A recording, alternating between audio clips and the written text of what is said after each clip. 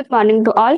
माई self Anisha Kumari. तो आज हम एएनएम का हेल्थ सेंटर मैनेजमेंट का unit first management and health centre के बारे में पढ़ रहे थे। तो उसमें पिछली क्लास में health management and health centre का इंट्रोडक्शन, डिफिनीशन, उसका पर्पस, क्वालिटीज, ये सारे चीज देख लिए थे। तो आज हम नेक्स्ट देखेंगे हेल्थ मैनेजमेंट। हेल्थ मैनेजमेंट क्या है?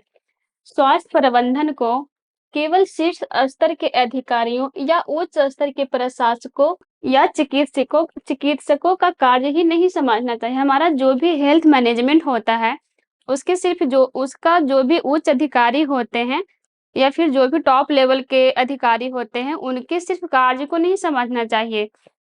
उनको जो आम लोग होते हैं, आम लोगों की प्रॉब्लम का भी सॉल्यूशन करना चाहिए। जैसे क्या होता है कि हमारा ग्रामीण क्षेत्र में ज़्यादा लोगों को ज़मीनी स्तर पर प्रॉब्लम होता है, तो अगर हमको उस प्रॉब्लम से अगर हम उनको निकाल सकते हैं, तो उनमें भी उनको हमको हेल्प करना चाहिए। हेल्थ मैनेज हेल्थ मैनेजमेंट की तरह ही सामान्य प्रबंधन की तरह ही स्वास्थ्य प्रबंधन भी स्वास्थ्य सेवा की सुनियोजित व्यवस्था है। जैसे कि हमारा जो भी मैनेजमेंट होता है, सामान्य प्रबंधन की तरह ही हमारा हेल्थ मैनेजमेंट होता है। ऐसा नहीं है कि घर का मैनेजमेंट कुछ और होता है, कॉलेज का कुछ है और हेल्थ मैनेजमेंट कुछ है, लेकिन मतलब सामान्य प्रबंधन की तरह ही हमारा हेल्थ मैनेजमेंट होता है। जैसे कि हमारा घर का जो भी मैनेजमेंट होता है, सबका काम बँटा होता है, उसी तरह से हमारा हेल्थ मैनेजमेंट होता है। वहाँ भी सबका काम सबके अकॉर्डिंग बाँट दिया जाता है।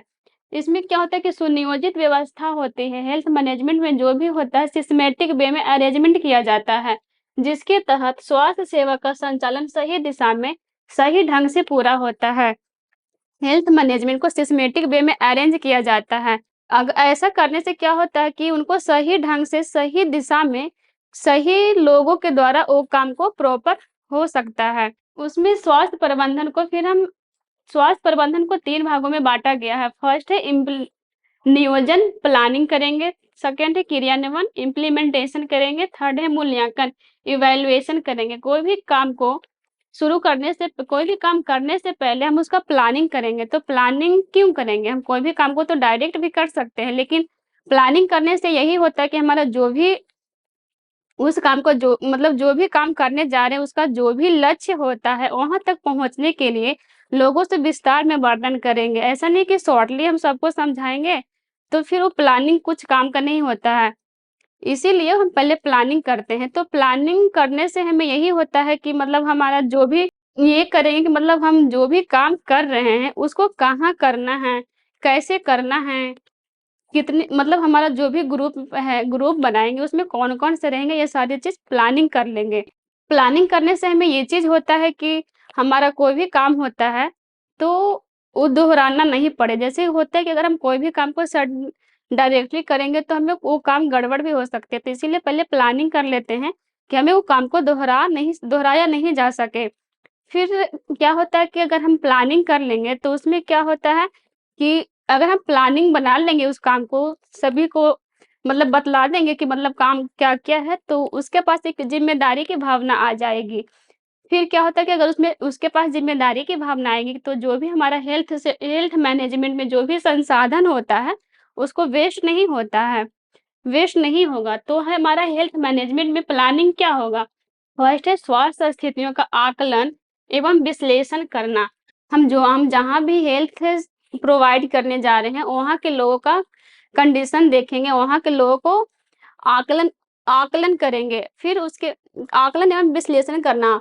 फिर अगर हम वहाँ के लोगों को आकलन कर लें कि वहाँ का स्वास्थ्य स्थिति कैसा है, ये सारी चीज़ के बारे में देखेंगे और हम उनको हेल्थ प्रोवाइड करेंगे। उसके बाद जाँच-पड़ताल करेंगे, विश्लेषण करेंगे। सेकंड है स्वास्थ्य नीति को लागू करने हेतु स्ट्रैटेजी बनाना। कोई भी हम स्वास्थ्य नीति को लागू करने से पहले उसका स्ट्रैटेजी बनाएँगे कि हम कोई भी स्वास्थ्य नीति लागू करेंगे तो उसको किस फॉर्म में उसको हम लागू करेंगे कि लोगों के बीच में इन्फॉर्मेशन के थ्रू समझाएँगे, कि उसको हम एडुकेशन के थ्रू समझाएँगे, क्यों हम कम्युनिकेशन के थ्रू समझाएँगे। ये सारी चीज़ को पहले स्ट्रैटेजी बनाना होता है कि कोई भी हम स्वास्थ्य नीति लागू करेंगे, तो हम उसको कौन से स्ट्रैटेजी से उसको समझाएँगे। थर्ड है कार्यक्रम के अनुसार संसाधनों का आवंटन करेंगे। कोई भी हम कार्यक्रम करेंगे, उसके अनुसार जो भी संसाधन होगा, जैसे हमारा हेल्थ डिपार्टमेंट में क्या होता है कि हेल्थ डिपार्टमेंट में जो भी हमारा सामान होता है उसको हम लोगों के बीच में बांटेंगे। फोर्थ है कार्यक्रम के क्रियान्वयन एवं मूल्यांकन के पश्चात संशोधन एवं सुधार हेतु पुनः कार्यक्रम बनाना। जैसे कोई भी कार्यक्रम करेंगे तो उसका प्लान करने के बाद इम्प्लीमेंटेशन करेंगे, फिर इवैल्यूएशन करेंगे। अगर उसके बाद कोई भी उस काम में प्रॉब्लम मतलब कोई भी उस काम मतलब काम में कोई भी तरह का प्रॉब्लम दिखता है, तो उसको हम फिर से वो प्लानिंग करेंगे, उस काम को पुनः कार्यक्रम फिर से बनाएँगे। फिर सेकेंड है इम्प्लीमेंटेशन क्रियान्वयन। तो क्रियान्वयन क्या है? जैसे हम कोई भी काम को प्लान कर लेते हैं तो इसमें करना होता है, इसमें प्लान इनटू एक्शन होता है। फर्स्ट में प्लान कर लिए तो इसमें करना है। तो इसमें क्या होता है कि मतलब इम्प्लीमेंटेशन में ये होता है कि हमें जो भी हम काम को प्लानिंग बना लिए हैं कि हमें वो काम को कहाँ करना है, कैसे करना है, कितने लोग रहेंगे वो ग्रुप में, ये सारी चीज़ अगर हो जाएगा तो हम ये मतलब जिसको हम ये जिनके थ्रू ये काम होगा तो हम पहले उसका टेस्ट कर लेंगे कि मतलब वो आदमी उस काम को कैसे करने वाला है। तो उसमें अगर हमको कोई त्रुटि होती है तो उसको हम गाइड भी करेंगे और हम हो सके तो हम उनको जहाँ तक होता है तो हेल्प भी करेंगे। ऐसा नहीं कि अगर उनमें वो कोई मिस्टेक हो जाती है तो उसको हम पनिश करेंगे। इसमें क्या होता है कि क्रियान्वयन में कि हम कोई भी काम को करना होता है, कोई भी गोल तक अचीव करना होता है। तो इसमें फर्स्ट है नियोजन की वास्तविकता अथवा योजनाओं की व्यवहारिकता के लिए क्रियान्वयन आवश्यक है। कोई भी नियोजन की वास्तविकता अथवा योजनाओं की व्यवहारिकता के लिए इम्प्लीमेंटेशन जरूरी है। कोई भी काम को प्लान कर लेंगे तो इसमें करना बहुत जरूरी होता है। फिर सेकेंड है मानव संसाधन या मानव शक्ति को कार्य हेतु विभिन्न स्थानों अथवा स्थितियों पर लगाना। थर्ड है भौतिक एवं आर्थिक संसाधनों की व्यवस्था और उन्हें बनाए रखना। हमारा जो भी भौतिक एवं आर्थिक संसाधन होता है उनकी व्यवस्था को बनाए रखना होता है। थर्ड है इवैल्यूएशन। इवैल्यूएशन मीन्स क्या होता है? मूल्यांकन करना। हम कोई भी काम को प्लानिंग कर लेंगे, फिर उसके बाद लागू करेंगे तो फिर उसको इवैल्यूएशन करना होता है कि हम वो काम को कैसे किए हैं। दूसरों से फीडबैक लेना होता है। दूसरों से फीडबैक लेंगे कि क्या हमने वो काम को किया तो सही था या नहीं था। फिर अपने जो उसमें जो भी एक्सपर्ट होंगे उनसे ओपिनियन लेंगे, राय लेंगे कि हमने जो काम किया था वो सही था या नहीं था।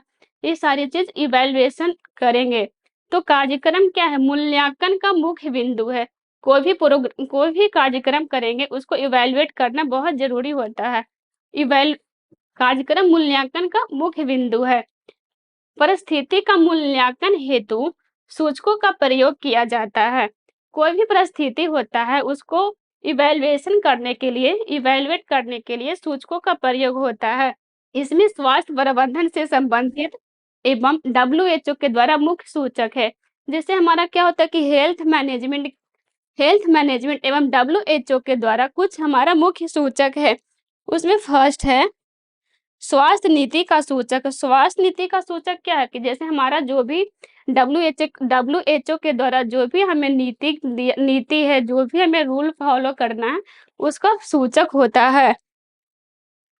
सेकेंड है स्वास्थ्य देखभाल का सूचक। स्वास्थ्य देखभाल का सूचक मीन्स क्या होता है कि हमारे जो भी हॉस्पिटल में जो भी पेशेंट आता है उनको हम ट्रीटमेंट करेंगे तो उनसे फीडबैक लेंगे कि क्या हम आपको ट्रीटमेंट किए तो आपको कोई प्रॉब्लम है या फिर उस टाइप से फीडबैक लेना होता है। थर्ड है सामाजिक एवं आर्थिक सूचक। सामाजिक एवं आर्थिक सूचक में अगर हम कोई भी पेशेंट को हेल्थ प्रोवाइड करेंगे तो जाहिर सी बात है कि उनका आर्थिक और सामाजिक कंडीशन सुधरेगा और तो वो अपने काम को प्रॉपर वे में कर सकेंगे। इसका नेक्स्ट पॉइंट देखेंगे कि भारत में स्वास्थ्य सेवाएं संगठनात्मक प्रबंधन है। जैसे क्या कि भारत विश्व का सबसे बड़ा लोकतांत्रिक देश है। देश का लगभग 2/3 आबादी ग्रामीण क्षेत्रों में निवास करती है। हमारा जो भी जनसंख्या है पूरे विश्व में उसका 2/3 लोग ग्रामीण क्षेत्रों में निवास करती है। इसका देश का संघीय स्वरूप होने के कारण स्वास्थ्य राज्य एवं केंद्र दोनों का विषय अर्थात संवर्ती सूची में आता है। देश का संघीय स्वरूप होने के कारण जो है हमारा स्वास्थ्य राज्य एवं केंद्र दोनों विषय का आधारित है, जो कि संवर्ती सूची में आता है। तो संवर्ती सूची मीन्स से होता है कि संवर्ती सूची में जो भी हमारा कानून बनाएगा वो केंद्र एवं राज्य सरकार दोनों बनाएगी और संघ सूची जो होता है उसमें सिर्फ कानून केंद्र सरकार बनाएगी। तो स्वास्थ्य सेवाओं को 3 भागों में बाँटा गया है। फर्स्ट है केंद्रीय स्तर पर स्वास्थ्य संगठन, कि केंद्रीय स्तर पर क्या हमारा स्वास्थ्य संगठन होगा, राज्य स्तर पर स्वास्थ्य संगठन, जिला स्तर पर स्वास्थ्य संगठन। तो हमारा केंद्रीय स्तर पर जो स्वास्थ्य संगठन होगा, वो जो हमारा सेंट्रल लेवल पे होता है, जो सेंट्रल में होता है, केंद्र में होता है। जैसे उसमें क्या होता है कि एड्स नियंत्रण होता है, स्वास्थ्य अनुसंधान होता है, ये सारे जो है सेंट्रल लेवल पे स्वास्थ्य संगठन होता है। और राज्य स्तर पे स्वास्थ्य संगठन जो होता है वो हर एक स्टेट में होता है, जैसे कि चिकित्सा हुआ, शिक्षा हुआ, परिवार कल्याण हुआ। फिर थर्ड है जिला स्तर पर स्वास्थ्य संगठन। जिला स्तर क्या होता है कि हर एक स्टेट में हर एक डिस्ट्रिक्ट हो बहुत सारे डिस्ट्रिक्ट होता है, तो हर एक डिस्ट्रिक्ट के अकॉर्डिंग जो भी इसमें जिला स्तर पर स्वास्थ्य संगठन जो हम देंगे, उसमें शहरी एवं ग्रामीण प्रशासन के आधार पर स्वास्थ्य सेवाओं को देंगे। इसमें क्या है कि जिला स्तर पर जो भी हम स्वास्थ्य संगठन देंगे, इसमें शहरी एवं ग्रामीण क्षेत्रों प्रशासन के आधार पर देंगे कि हमारा ग्रामीण लेवल पे क्या स्वास्थ्य सेवा में प्रॉब्लम है, ये सारी चीज़ों को देखते हुए हम प्रदान करेंगे। That's all, thank you.